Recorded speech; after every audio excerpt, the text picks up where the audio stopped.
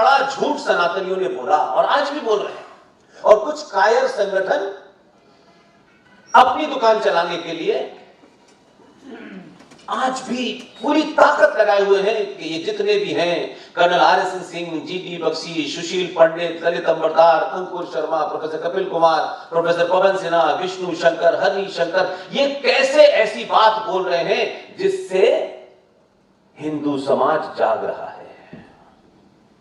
इसलिए उनको चिंता है, इसलिए वो परेशान है। भारत राष्ट्र का शत्रु क्या कर रहा है ये हमको पता है, लेकिन भारत राष्ट्र का नाम लेकर के हजारों हिंदू संगठन जो काम कर रहे हैं वो ज्यादा खतरनाक है। इसलिए हमने कोई संगठन नहीं बनाया, न हमारी इच्छा।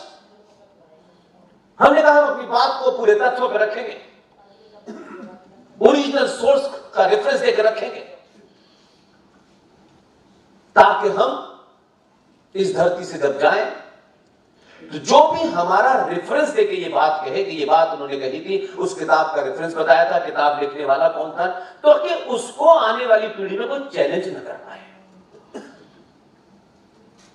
हम चलते फिरते करोड़ों विष्णु शंकर और RSN और GD पैदा करना चाहते हैं। वो हमें माने न माने, हमें अच्छा कहे, हमारी तारीफ करे, कोई इसका हमें न गिला है न शिकवा है।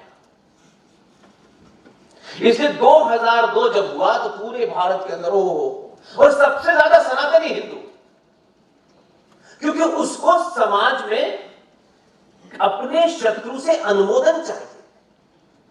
जब तक शत्रु उसका अनुमोदन न कर दे तब तक तो विराट हृदय का है ही नहीं। हर आदमी उनके साथ है, ये बीमारी है में।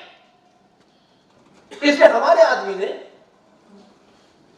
उस समय और परिस्थिति के हिसाब से 2002 में उसको लगा इस पागलपन का जवाब पागलपन से ही दिया जा सकता है। तो हमारे समाज में अरे देखो भाई तो मुसलमानों का हत्यारा है, इसने ऐसा कर, सिर्फ सुनी सुनाई बातों से, जमीन की हकीकत किसी को नहीं पता थी, लेकिन चला ये नैरेटिव हिंदू सनातनियों ने चलाया। वो किस पार्टी और किस संगठन में, ये मेरा विषय नहीं है। लिहाजा ये कैसे हो सकता है, ये कर देगा, हमारे ही लोगों ने वीजा रुकवाया। लेकिन मैं इस पूरी घटना को जब बड़े पर्सपेक्टिव में देखता हूं तो मुझे पहली बार एक बात लगती है। लोग कहते हैं कि 2014 में कोई जीत गया, कोई प्रधानमंत्री बन गया, कोई पार्टी सरकार में आ गई। ये मैं कतई नहीं मानता। एक पॉलिटिकल साइंस के स्टूडेंट के नाते 20-22 साल पत्रकारिता में रहने के बाद मैं बिल्कुल इस बात को नहीं मानता, क्योंकि जो सामने दिख रहा है मैं उसके पीछे देखने की कोशिश करता हूं। 2014 कोई अंक गणित का खेल नहीं था, किसी पार्टी या व्यक्ति विशेष का खेल नहीं था। आप अगर पिछले 5 चुनाव को 2014 से जितने पहले हुए हैं, जिनको मैंने नजदीक से एज ए जर्नलिस्ट कवर किया, तो एक बड़ा बदलाव मैं देखता हूं। चुनाव होता था, पत्रकार तो इस देश में एक ऐसे प्राणी हैं जो भगवान के बाद सबसे ज्यादा उन्हीं के पास इंफॉर्मेशन होती है, और वो ये नहीं बताते आती कहां से है।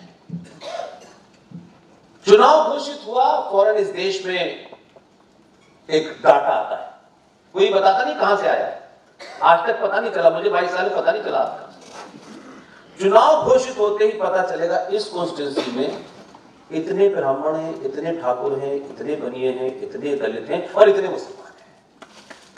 ये डाटा आ जाता है और फिर उसी अंदाज में चुनाव होता है। यहां यादव को देकर देना, या ब्राह्मण को देना, या ठाकुर को देना है, और इतने परसेंट इसका आएगा। ये चल रहा था, और इसीलिए हमारे यहां कास्ट बेस्ड पार्टियां बनना शुरू हो गई। कोई जो भगवान राम के वंशज थे, कोई भगवान कृष्ण के वंशज थे, अलग अलग पार्टियां बनी। और समाज में भी जो बौद्धिक वर्ग था, जिसे आप अध्यापक कह सकते हैं या इंटेलेक्चुअल जो किताबें लिखने से हो जाते हैं, उन सब ने भी यही नैरेटिव बनाया। 2014 कोई पार्टी ने चुनाव नहीं जीता, किसी संगठन ने चुनाव नहीं जीता। अगर आप राजनीति के विद्यार्थी हैं और अध्ययन करें, 2014 इसलिए पैदा हुआ कि भारतीय सनातनी समाज को पहली बार लगा कि हम यादव, ठाकुर, बनिया, ब्राह्मण नहीं हैं, हम सनातनी हिंदू हैं। और जब सनातनी हिंदू होकर आपने वोट दिया तो प्रधानमंत्री पहले तय हो गया, बाद में प्रधानमंत्री बना। ये बात किसी ने प्रधानमंत्री की जात नहीं पूछी, अरे ये तो ब्राह्मण नहीं है तो ये कैसे बन सकता है? उन्होंने कहा यही बन सकता है क्योंकि यही जहादियों को निपटा सकता है। तो ये तो अच्छे लगने की बीमारी है कि देखिए साहब, वो भी अजीज भाई भी ठीक रहे और खुर्शीद भाई भी ठीक रहे। अजीज भाई को कल मरना हो, अभी छत पे से कूद के मर जाए, सनातनी हिंदू समाज खुश है, मुझे इसके अलावा किसी की चिंता नहीं। कोई इंटरेस्ट ही नहीं है उनमें, क्योंकि मैं पॉलिटिकल लीडर नहीं हूं, कभी वोट मांगे नहीं आपको उनसे। लिहाजा अपने हीरो को बदला आपने, तो उसका बदलाव देखिए क्या हुआ। ऐसा नहीं था कि कहते कि ललित जी जो है, वो जो आपका इतना बड़ा हीरो था, ये कल ही परसों पता चला, इनके बारे में किताब कल ही परसों आई, ऐसा तो नहीं है ना। सुभाष चंद्र बोस को तो आपने कई हजार मीटर नीचे दफन कर दिया था। ऐसा कैसे हो गया भाई? यही समझता सारे लोग थे। आपके हीरो बदले कैसे? क्योंकि आप अपने हीरो बदलने के लिए वोट थोड़ी देते थे। आप तो 2 रुपए किलो चावल, 2 महीने की बिजली फ्री, इनकम टैक्स में छूट और जीएसटी में छूट, बस हमारा वोट ले लो। हम तो 700-800 साल के बाद इससे आगे बढ़े ही नहीं। आपके बच्चे को नौकरी नहीं मिल रही, बेरोजगारी बढ़ गई है, बच्चा 11th फेल है, बच्चा बेरोजगार है, मोदी जिम्मेदार है। हम कोई बात मतलब सिर्फ सब कह रहे हैं तो हम भी कह रहे हैं। हम शत्रु के बनाए नैरेटिव को चलाते हैं। इसलिए सबसे बड़ा जघन्य अपराध हमारे समाज के, मैं बहुत ब्रिलियंट आदमी, ध्यान रखिएगा, माफ किसी को नहीं करता माइक के सामने, बड़े बड़े कथावाचक हैं। क्या बात है साहब, कोई 4 करोड़ लेता है, कोई 5 करोड़ लेता है, कथावाचक। पहली बार मैंने सुना कि कथा भी करेंगे और पैसे भी लेंगे, और चलो ले भी लो, लेकिन कथा को आपने दुकान बना दिया है। मेरी मां, मेरी बहन, मेरी बेटी, मेरे बुजुर्ग कथा सुनने जाते हैं कि भगवान राम ने क्या किया, भगवान कृष्ण ने क्या किया। उस कथा को सुनते हैं ताकि जो पढ़ नहीं पाते हैं, जिनके पास समय नहीं है, इसलिए कथा सुनने जाते हैं। लेकिन कथावाचक प्योर कथा के लिए बना है, उसका काम नहीं है।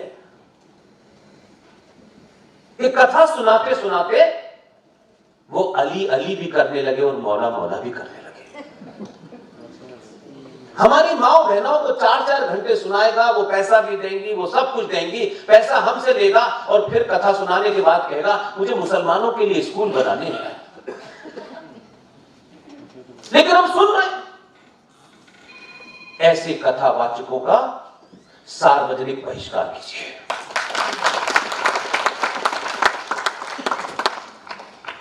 जो भी आपको मूर्ख बनाए, वो कितना भी अपना अजीज हो, उसको चौराहे पे एक्सपोज कीजिए। इसलिए मैं मंचों पे खड़े होने के बाद कभी ये नहीं कहता कि आप ताली बजाइए।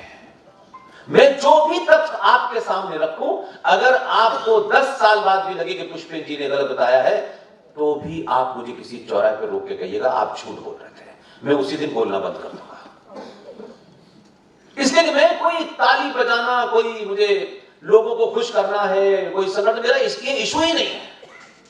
मैं चाहता हूं इस हॉल में बैठा हुआ हर वो आदमी जो मेरे किसी आर्गुमेंट से, मेरे किसी फैक्ट से, फिगर से दूसरी राय रखता है, तो मैं आसाम में अगले 48 घंटे तक हूं। मुझे कहीं भी पकड़ के कहिएगा ये आपने शुद्ध रूप से गलत है, साबित कर दे। मैं कल का फंक्शन बगैर बोले वापस चला जाऊंगा। मेरे एजेंडे में कुछ भी ऐसा नहीं है जो मैं या हमारी टीम का कोई सदस्य अपने रहते हुए प्राप्त करना चाहता हूं। इसलिए जब आपको सच समझ में आ जाता है तो आपसे ज्यादा खतरनाक समाज में कोई नहीं होता। ये ना करते हैं उस तलवार लेके चलने वाले से जो डरपोक कायर लोग, 1400 साल पहले ऊंट की पीठ पे खड़े होकर खजूर तोड़ने वाले लोग, जहां रेगिस्तान था उस रेगिस्तान में रहने वाले लोग हमें बता रहे हैं कि ज्ञान व्यापी में फव्वारा है। वो कहते हैं कि ताजमहल हमने बनाया है। एक टूटी दीवार नहीं मिलेगी अफगानिस्तान से लेके पूरे अरब में, लेकिन ताजमहल उन्होंने बनाया है। 2-4 ताजमहल दिखाएं कहीं अरब में बन रहे हो। इसे कहते हैं झूठे नैरेटिव को चलाना। हमने जो महापाप किया है वो सबसे बड़ा पाप यह है कि हमने बोला, कथाकारों ने बोला, हिंदू समाज के ठेकेदारों ने बोला, क्योंकि सबको अपनी दुकान चलानी है, लिहाजा ऐसी बात करो कि नाराज ना हो। सबसे बड़ा जघन्य अपराध भारतीय सनातनी हिंदू समाज के साथ हुआ कि कहा गया सारे धर्म बराबर।